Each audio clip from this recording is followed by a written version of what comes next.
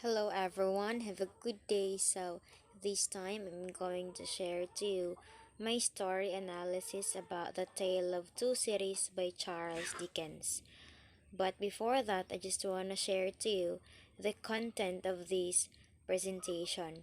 So we have the background of the work, the author's background, the character web, the characterization, the plot, styles of the author, the theme, the cultural implication, and the last is the implication of the title.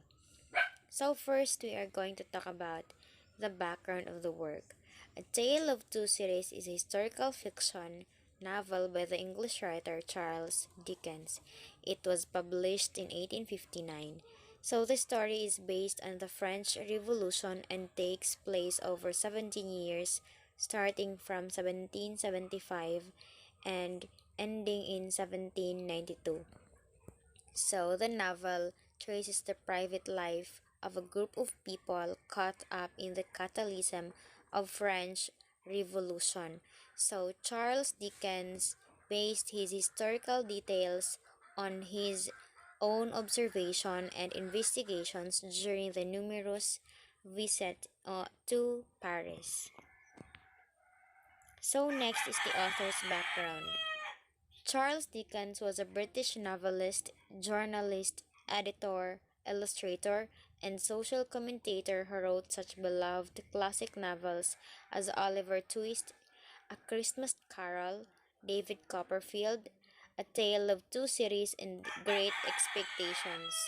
So Dickens is remembered as one of the most important and influential writers of the 19th century. So among his accomplishments, he has been lauded for providing a stark portrait of the Victorian era underclass, helping to bring about social change.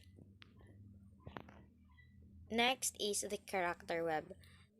So these are the character web of the Tale of Two Cities wherein there were the legends were friends, spouses, the guardian, the father, the trustee, and the former servant. So next is the characterization. So Sidney Carton works as an attorney along with Shriver. He has no goal in life. He is in love with Lucy. He tells her that she makes him a better man. He is an alcoholic. Physical appearance very similar to Charles Darnay and described as a jackal because of his nature. So next is Charles Darnay. So he is a French aristocrat by birth. However, he despises his family's name of Evremonde. Marcus Evremonde's nephew, accused of treason, however, he is acquitted because he looks strikingly similar to Carton. He married Lucy Manette and he reveals his true identity to Dr. Manette after the marriage. So next is Madame Defarge. She hates the aristocracy and is determined to kill all involved in it. She spends most of her time knitting names which symbolizes the people she will kill. And her killing has no end, it will always continue. He plans to murder and Evermonde family including Charles Darnay. So Lucy Maneth, an 18 years old, grew up in England because her parents were assumed to be dead. A golden thread, her love changes the people around her, recalled her father's to life, and married Charles Darnay. So next is Jarvis Lorry. He is an elder man who works at Tellson's Bank, has never been married, very trustworthy to Lucy and Dr. Maneth, very honest and have a good heart. Testifies for Darnay at the trial. So Monsieur Defarge is the owner of the wine shop in Saint Antoine, ex-employee of Dr. Maneth. He determined to change society, leader of the Jacks. So Dr. Maneth, in the beginning of the novel, Dr. Maneth knows nothing but how to make shoes. He was a prisoner at the Bastille for 18 years, brought back to his former life by Lucina, and now he is a brilliant physician and Lucy get married, and Dr. Manette has gone back to his shoemaking days. So, the plot. The year is 1775, and social ills plagued both France and England. So, Jerry Cruncher, an odd job man who works for Tellson's bank, stops the Dover mail coach with an argument message for Jarvis Lorry. So, the message instructs Lorry to wait at Dover for a young woman, and Laurie responds with the cryptic words, recalled to life. At Dover, Laurie is met by Lucy Maneth, a young orphan whose father, a once eminent doctor, whom she supposed dead, has been discovered in France. So Laurie escorts Lucy to Paris, where they met Madame Defarge, a former servant of Dr. Maneth, who has kept Maneth safe in a garret. So, driven mad by 18 years in the Bastille, Maneth spends all of his time in making shoes, a hobby he learned while he is in the prison. So next is, after the story skips ahead by 5 years. The year is now 1780. So Charles Darnley stands accused of treason against the English crown. A bombastic lawyer named Stryver pleads Darnley's case, but it is not until he's drunk, good for nothing plagued. So Sidney Carton assists him that the court acquits Darnley. So Carton clinches his argument by pointing out that he himself bear an uncanny resemblance to the defendant, which determines the prosecution's case for unmistakable identifying Darnay as the spy of the authorities spotted. So Lucy and the Dr. Maneth watch the court proceedings, and that night Carton escorts Darnay to a tavern and asks how it feels to receive the sympathy of the woman like Lucy. So Carton despises and resents Darnay because he reminds him of all that he himself has given up and might have been. So next is, in France, the cruel Marquez every Monday runs down a plebeian child with his carriage, so manifesting an attitude typical of the aristocracy in regard to the poor at that time. The Marquess shows no regret, but instead curses the peasantry and hurries home to his chateau, where he awaits the arrival of his nephew, Darnay, from England. So, arriving later that night, Darnay curses his uncle and the French aristocracy for its abominable treatment of the people. He renounces his identity as an Evremonde and announces his intention to return to England. That night also the Marquess is murdered.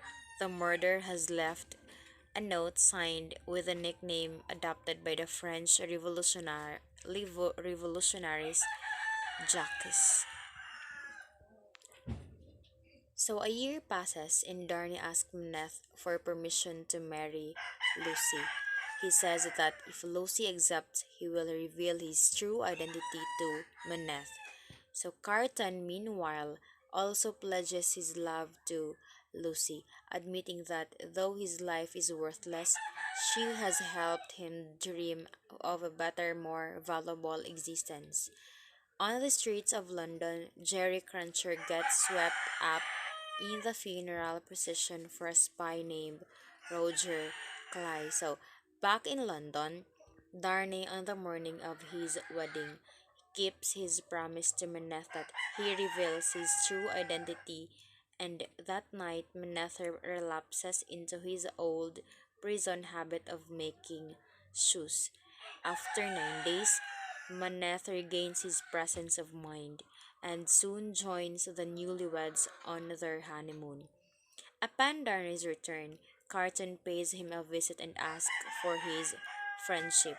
So Darnay assures that Carton that he is always welcome in their home.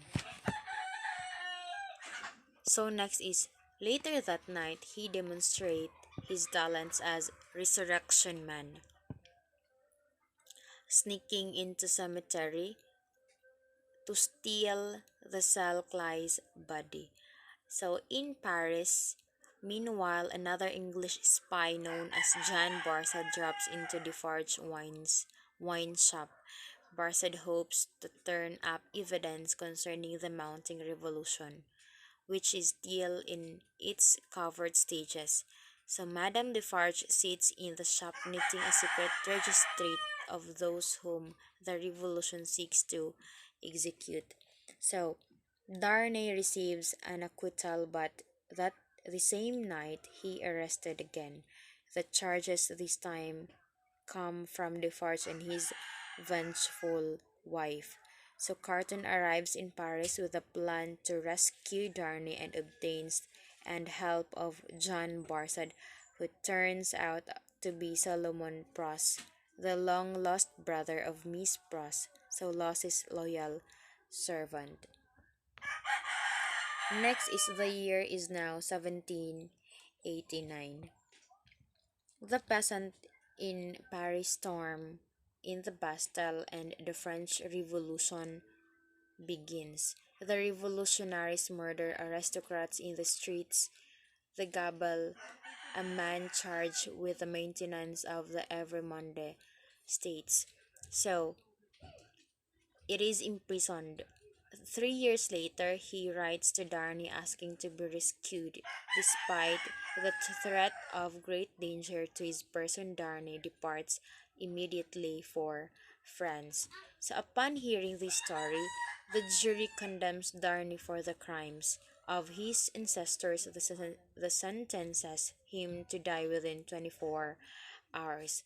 That night, also at the Defarge's wine shop, Carton overhears Madame Defarge plotting to have Lucy and her daughter executed as well. So Madame Defarge, it turns out, it is surviving sibling of the man and woman killed by the Evremondes. Carton arranges for the Manette's immediate departure from France. Then he visits Darnay.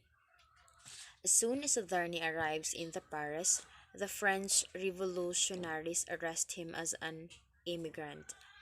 So Lucy Maneth make their way to Paris in hopes of saving him. Darnay remains in prison for a year and 3 months, receiving a trial. In order to help free him, Maneth uses his considerable influence with revolutionaries who sympathize with him for having served time in the Bastille. So a scuffle ensues, and Madame Defarge dies by the bullet of her own gun. Sidney Carton meets his death at the guillotine, and the narrator confidently asserts that Carton dies with the knowledge that he has finally imbued in his life with meaning.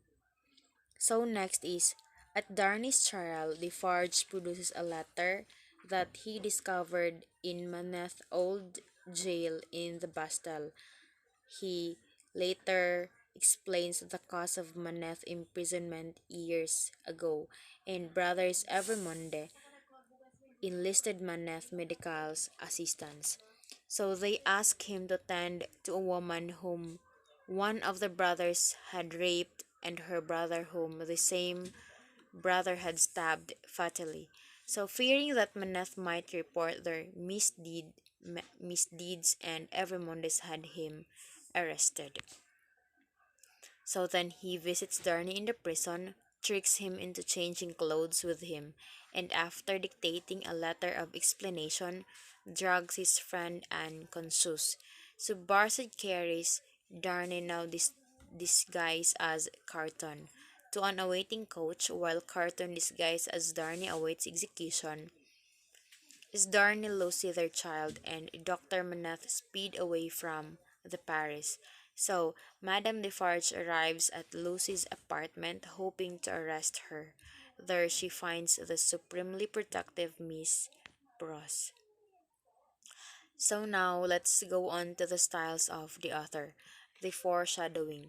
So the red wine flows over everywhere, and the Persians rush around trying to drink it, and the spelling of wine foreshadows the violence and bloodshed of the revolution. So the enthusiastic reaction of the Parisians also foreshadows the way they will get caught up in the violence and become drunk of the cause of bloodshed.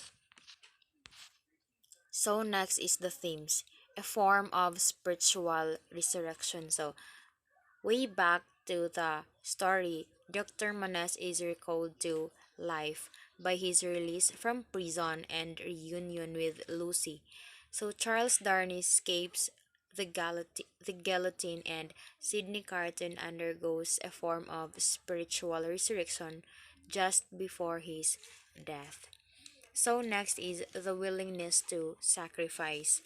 So, while the novel's villains are distinguished by their selfish cruelty, it is its heroes are distinguished by their willingness to sacrifice themselves on behalf of others.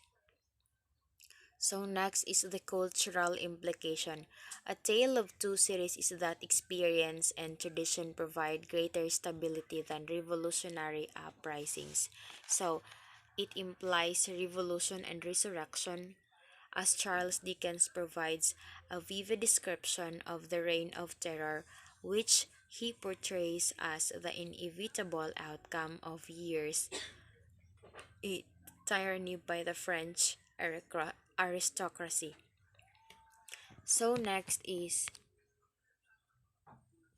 the implication of the title. So the title implies to the place where the story happens, the cities of Paris and London. So go back to the famous first line. It the story tells us that it lead up to the beginning of the French Revolution. So the Paris is portrayed as the city where aristocratic corruption leads revolutionaries to the rise up against, and powerful, but the violence that replaces the corruption is not much better. So it is pretty obvious that the way we perceived ourselves and others, but the common thread that seems inescapable in the modern American culture is that comparison. So, the key central to characters in A Tale of Two Cities is that Charles Darnay and Sidney Carton are portrayed almost as shadows of one another. So, they are bare of striking resemblance, and in many ways they present a two different path that the same person could take. So both fall for the same woman, but only one wins her. So while Darnay builds a life and a family, Carton remains on the fringe. So lonely but resigned to merely be a friend of the woman he loves. He feels that he feels that of a woman he loves, he feels that life is meaningless. So I see a lot that type of crippling comparison today. It is so easy to look at the lives of others from the outside, assuming that they have everything together. So, not to mention everything you've ever wanted, but in the end, it's untrue and unhealthy.